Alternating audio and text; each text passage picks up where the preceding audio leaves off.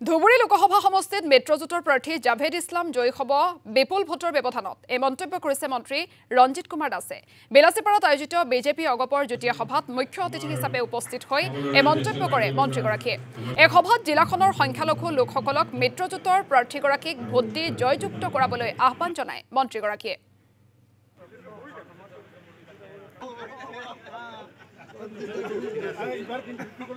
কাৰণ এইবাৰ প্ৰাৰ্থী হৈছে মোদী এইবাৰ জাভেদ ইছলামৰ আমি ভৰিটো লৈছোঁ বা আমাৰ প্ৰতীক হৈছোঁ হাতীৰ প্ৰতীক কিন্তু হাতীয়ে হ'ল মানে মোদী জাভেদ ইছলাম মানে মোদী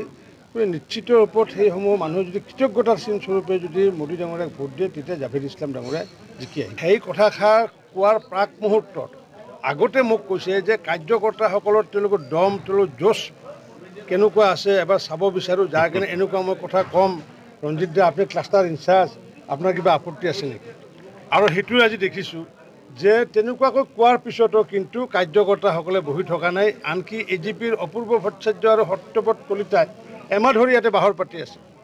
তে মুখ্যমন্ত্ৰীয়ে কোৱাৰ পিছতো এওঁলোকে যে আছে কিহৰ কাৰণে আছে এওঁলোকৰ মনোবল আছে তে এওঁলোকে কোৱাৰ পিছতো যদি জাভেদ ইছলামে ঘূৰি আছে কিহৰ কাৰণে যে আমি আমাৰ কাৰ্যকৰ্তাসকলক বুষ্টাপ কৰাকৈ তেনেকুৱা কথা কৈছোঁ মুখ্যমন্ত্ৰী ডাঙৰীয়া নিজে আহিব আৰু আমাৰ যি 11টা সমষ্টিতে তেওঁ ভিজিট কৰিব